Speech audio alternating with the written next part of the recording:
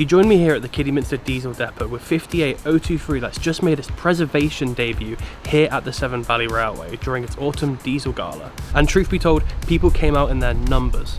In this first part of the video, I got to chatting with Bob Dunn, who used to drive these trains while they were mainline, and we also got to chatting what it's like driving it here at the Severn Valley. So let's rewind time a little bit and go back to the Autumn Diesel Bash where this video takes place.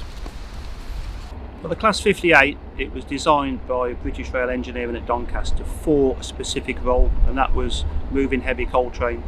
And I was based at Saltley from 1976 to 1990, and we had these on the merry-go-round, which is a coal train from the collieries to the power stations to Didcot and Ironbridge. To Didcot we had 45 loaded wagons, which is a tremendous amount of weight, and at 3,300 horsepower at your fingertips. These were fine locomotives to shift those weights with no problems whatsoever. One thing that let these down a little bit is that they weren't so good at rail adhesion in poor weather, even though I used to put sand down, as opposed to a Class 56, which didn't suffer that problem. But we got round that as drivers, we got round it and adapted it, tweaked our techniques. Driving wise, first and foremost, extremely comfortable cabs. Nice hydraulically suspension seat, and the cab controls were, particularly the brake, very different to anything else we'd ever driven before, and that took a little bit of getting used to, because instead of the traditional brake valve that you either rotated clockwise or anti-clockwise to apply and release, on both brakes, that's the train brake and the straight air brake, in effect it's a joystick, and we can have a look at that later. And that's something that we had to get used to, is pushing a joystick forward and pulling it back to apply and release the brakes. But we had sufficient training, and it wasn't an issue, but just something different, and in the early 80s that was quite radical. There's a massive amount of work been going on for some years to get this locomotive here. The team at UKRL have played a blinder getting it all ready. Must mention Ed Stevenson, the owner, for allowing us to have it here and to use it. For me, just on a personal note, I keep all my diaries, and I went back 19th of September 1987 was the last time I worked on 58023, and that was to Didcot and back with a merry-go-round. Just a normal event, nothing special. But during the testing run, before we committed it to the gala, we took it out on a loaded test run on the Severn Valley on the 19th of September 2024, which was pure coincidence. But to be sat in this seat today, going to Bridgnorth with a passenger train, is extremely special to me. Hopefully it's special to everybody. It's a shame we haven't got 45 loaded merry-go-rounds, but in my head I'll be going back in time, and that's what the Severn Valley Railway is all about. It's a time machine, not just for the volunteers, but for the people that come and support us. So I'm looking forward to a very, very good afternoon. The Class 58s were mostly all out of service near the end of 2002, making its last ever passenger run on a charter service from London King's Cross to Skegness. While researching for this video, I found there not to be too much information about the cab of this iconic train, especially considering its unique PBL braking system that at the time was very unique and brand new. To get a better understanding of the Class 58's cab, let's head back to the video where Bob will explain everything that's in the cab and how the drivers use it from day to day. So this is the straight air brake. This applies the brake on the locomotive only, so you use that when you're shunting, running around light engine. This is the train brake. It's actually called a PBL brake, which stands for something French, and somebody will know what PBL stands for. I don't, because I don't need to. But this applies the brake, reduces the brake pipe pressure, and therefore applies or releases the brake on the train. Warning horn, you will know what that's for. And emergency brake plunger. Should anything go amiss with the PBL brake, you just hit the emergency brake and that brings you to a stand extremely quickly. The gauges are pretty standard on all locomotives. You can't go anywhere without main air pressure. As you can see, the engine's shut down at the moment. We've got no main air pressure at all. Bogie brake pressure, as you apply release the brakes, you're looking at that to see that the bogie brakes are going on accordingly. Brake pipe gauge, that's the air train pipe. That's the pressure that goes through the red pipe to the train and applies or releases the brakes accordingly. AWS, automatic warning system indicator, that's for the main line, we don't need that.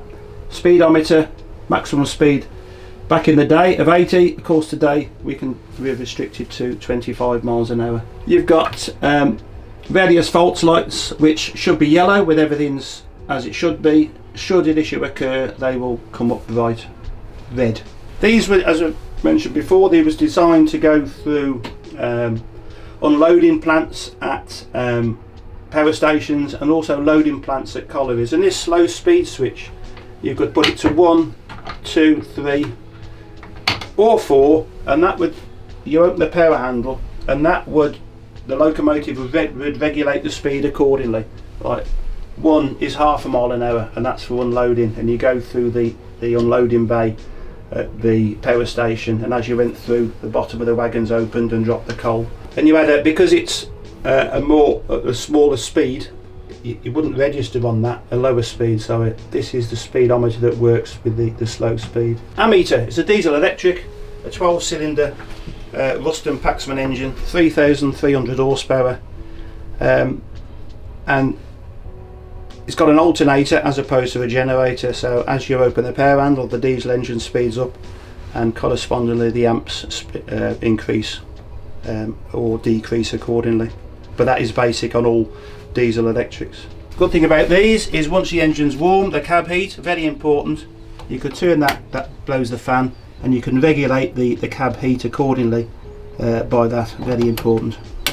No tea, no go, no cab heat, no go. Not today, we'll go irrespective. No, I will have a cup of tea before we go, but cab heat is, we don't need that.